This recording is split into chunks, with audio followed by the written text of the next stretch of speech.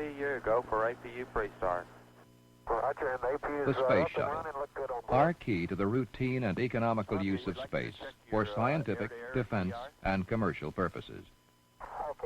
The orbiter is a space-going cargo vehicle, which will return to Earth and land like an unpowered airplane.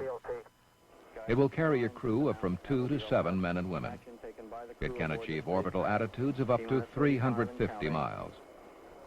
In its 60-foot by 15-foot payload bay, it will eventually carry cargo up to 65,000 pounds into low Earth orbit. To lift this massive vehicle into orbit, to allow it to maneuver while in orbit, and to bring it back to Earth, it takes power. The raw thrust of rocket propulsion.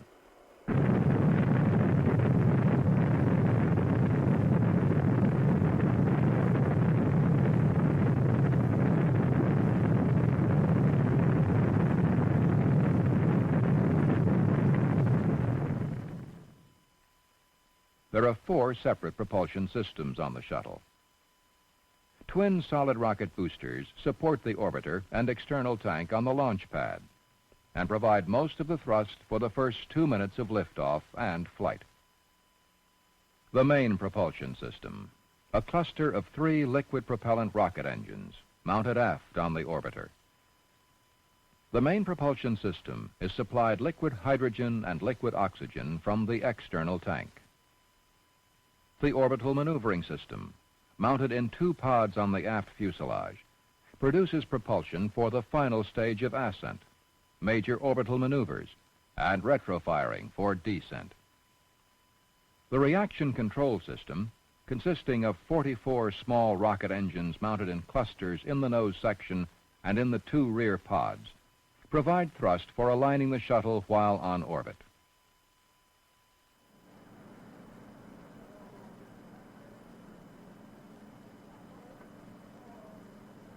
The solid rocket boosters are the largest of their kind ever built, nearly 150 feet long and over 12 feet in diameter. They are also the first built for use on a United States manned spacecraft and the first designed for reuse. The solid propellant is contained within the booster casing. It looks and feels like the hard rubber of a typewriter eraser. The boosters are assembled from 4 seamless segments of half-inch steel, lined with heavy insulation. After ignition, the motor is up to full operating pressure in less than 1 second. Each booster generates a thrust of nearly 3 million pounds at liftoff.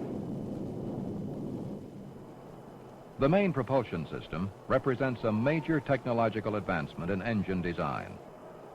In the past, rocket engines were usually used only once. These are the first engines designed for reuse, to be flown on 55 missions before needing a major overhaul. For their size and weight, the 3 main engines are the most powerful ever built, each producing 375,000 pounds of thrust at liftoff.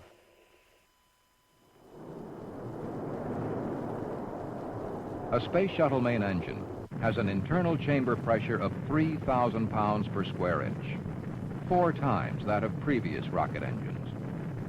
The thrust can be varied from 65 to 109% of rated power to tailor engine performance for different payload weights, to keep acceleration rates within comfortable bounds, and to give additional thrust for contingency situations. The 3 main engines can swivel 21 degrees up and down in the vertical position and 17 degrees from side to side to steer the vehicle during flight.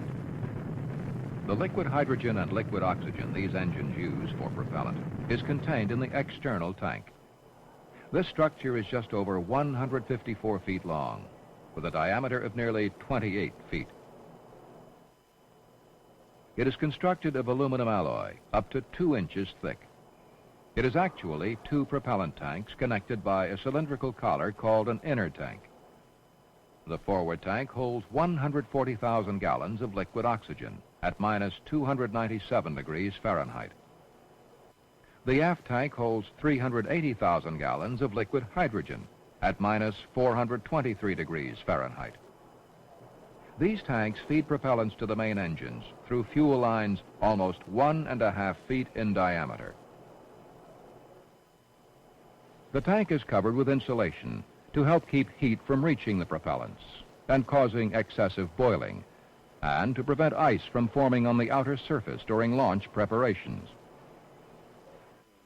17, guidance release, 15, 14, 13, 12, 11, 10, 9. We have ignition sequence start. When the main engines have reached 90% of full thrust, the solid rocket boosters will ignite and the shuttle will lift off. A combined thrust from all engines of over 7 million pounds, pushing it toward orbit.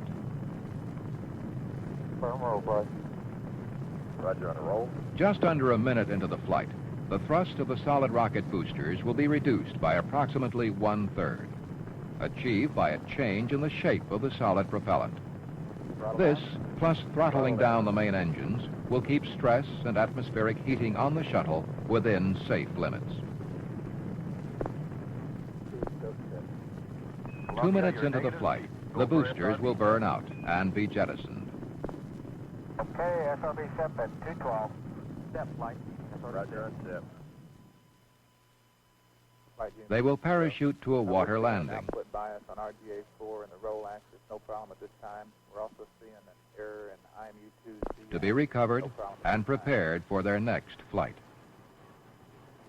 Columbia, we have a data After the solid rocket boosters separate, the orbiter and external tank, with engines still firing, continue to near orbital velocity at about 70 miles above Earth. The main engines will burn for 6 more minutes, then cut off. Almost 1.5 million pounds of liquid hydrogen and liquid oxygen have been consumed during the first 8 minutes of flight. Now the external tank will be jettisoned and fall into a predetermined ocean area, the only major component of the shuttle vehicle not recovered for reuse. Okay, Houston, we're at nominal target. After the main engine shut down, the 2 engines of the orbital maneuvering system ignite. Each delivers 6,000 pounds of thrust for the final portion of ascent into Earth orbit. During the mission, these engines will be used for such major maneuvers as circularizing the orbit, rendezvous with other orbiting spacecraft, changing orbits, and finally for the burn out of orbit and return to Earth. The fuel the orbital maneuvering system engines burn is contained in tanks within the aft pods. This fuel is hypergolic. When mixed together, it ignites. The combined thrust of the orbital maneuvering system engines is 12,000 pounds. Once in orbit, the reaction control system will control the attitude of the orbiter and be used to make very small maneuvers. There are 38 main thrusters with an output of 870 pounds each, and 6 vernier thrusters delivering 24 pounds each. In the nose section is a cluster of 14 main and 2 vernier thrusters. In each rear pod, a cluster of 12 main and 2 vernier thrusters is located. The reaction control system uses the same type of propellant as the orbital maneuvering system. A crossover network enables propellant to be transferred from one system to the other. The reaction control system will be used to bring the orbiter to the correct attitude for entry. The orbital maneuvering system will be used to reduce the orbiter's speed and bring it down into the Earth's atmosphere. During the entry phase, atmospheric friction on the orbiter, slowing from an orbital speed of about 18,000 miles per hour, will generate surface temperatures of up to 2,600 degrees. To maintain the correct attitude during this critical portion of the flight, the reaction control system will be used.